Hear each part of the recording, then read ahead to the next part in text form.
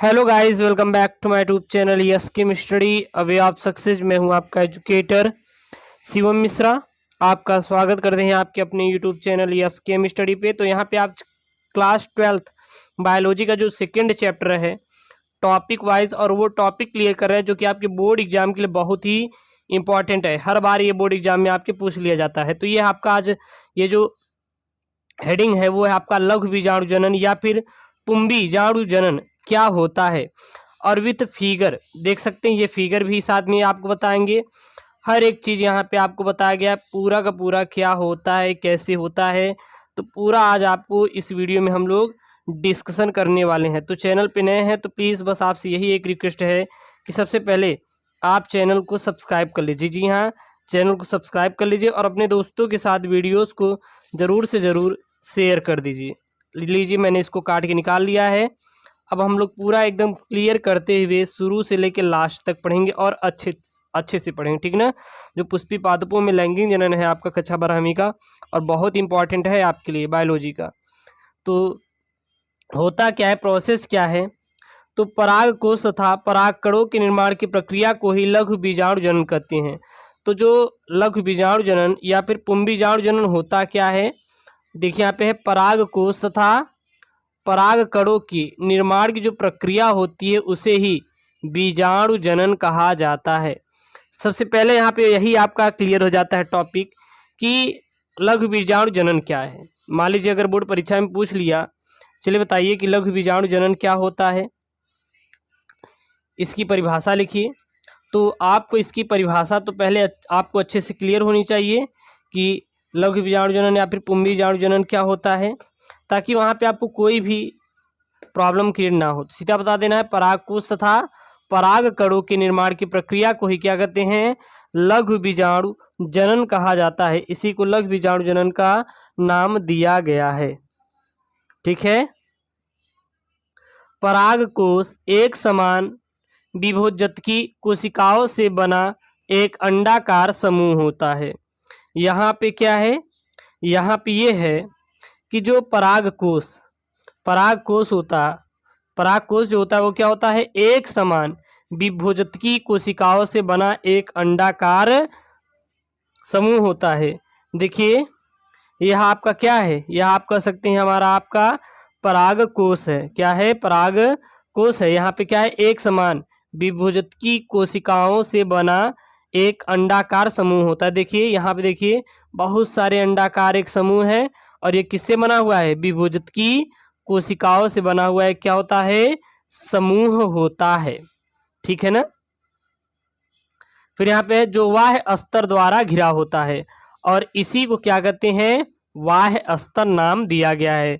तो जो परागकोश होता है क्या होता है, एक समान विभोजकी कोशिकाओं से घिरा बना एक अंडाकार समूह होता है जो बाह्य स्तर द्वारा घिरा होता है, ठीक है। फिर यहाँ पे है जो धीरे धीरे विकास करके 4 पालियों वाला हो जाता है। फिर ये विकास करेगा और कितने पालियों में बटेगा, तो 4 पालियों में बढ़ जाता है।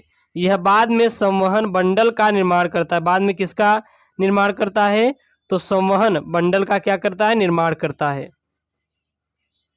फिर है यहाँ पे परागधानी विकास के समय तरुण परागकोश के प्रत्येक पाली में कोने पर बाह्य स्तर के नीचे कुछ अध स्तरीय कोशिकाएं आकार में बड़ी हो जाती है, और इन्हें क्या कहते हैं, इन्हें ही प्रस्तप्स या फिर प्रपशु कोशिका कहते हैं। इसे क्या कहा जाता है, प्रपशु कोशिका कहते हैं। यहाँ पे क्या है, परागधानी विकास के समय जो तरुण परागकोश की प्रत्येक पाली के कोने पर बाह्य स्तर के नीचे कुछ क्या होती है, अधः स्तरीय कोशिकाएं आकार में बड़ी हो जाती हैं, और इन्हें क्या कहते हैं, प्रपशु कोशिका कहा जाता है। यहाँ देखिए यहाँ पे क्या है, ये जो होती है इसे हम लोग क्या कहते हैं, प्रपशु कोशिका कहते हैं, ठीक है। जिनसे एक बाह्य प्राथमिक भित्ति कोशिका तथा भीतरी प्राथमिक पुंबी बीजाणु जनन कोशिका बनती है। देखिए यहाँ पे जिनसे प्राथमिक बीजाणु जनन कोशिका और प्राथमिक भित्तीय कोशिका क्या को होता है, निर्माण होता है, ठीक है ना। और इन्हीं प्रपंच कोशिका से ही प्राथमिक बीजाणु कोशिका और प्राथमिक भित्ति कोशिका क्या होता है, निर्माण होता है। फिर यहाँ पे है, ये दोनों कोशिकाएं निरंतर विभाजित होती रहती हैं और प्राथमिक भित्ति कोशिका 3 से 5 भित्ति स्तर बनाती हैं। इनमें बाह्य त्वचा के नीचे वाली एक परत प्रायः मोटी हो जाती है और इस परत को अंतःस्तर कहा जाता है। और इसी को क्या कहते हैं हम लोग, अंतःस्तर करते हैं।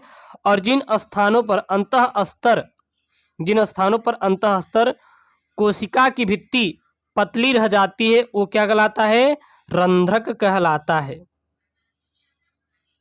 ओके, तो यहाँ पे देख सकते हैं, यहाँ पे उसे रंध्रक कहते हैं। और फिर जो आपका यहाँ पे है, देखिए यहाँ पे ये क्या है, आपका रंध्रक है, इसको क्या कहते हैं, रंध्रक कहते हैं। फिर अंतःस्तर से नीचे वाली 1 से 3 परत की कोशिकाएं मध्य स्तर तथा सबसे नीचे वाली परत टेपीटम कहलाती है। तो अंतःस्तर के देखिए, जो अंतःस्तर से नीचे वाली 1 से 3 परत, अंतःस्तर के नीचे वाली 1 से जो तीसरी परत होती है उसको हम लोग क्या कहते हैं, मध्यम स्तर बोलते हैं। और सबसे जो निचली वाली परत होती है क्या कहलाती है, टेपीटम कहलाती है। फिगर भी साथ है और यहाँ पे इसका बायोडाटा भी लिखा हुआ है। तो यहाँ पे अंतःस्तर देखिए, यह आपकी क्या हो गई, ये जो आपकी है इसको कहते हैं हम लोग अंतःस्तर बोला जाता है। इसको क्या कहते हैं, अंतःस्तर होता है।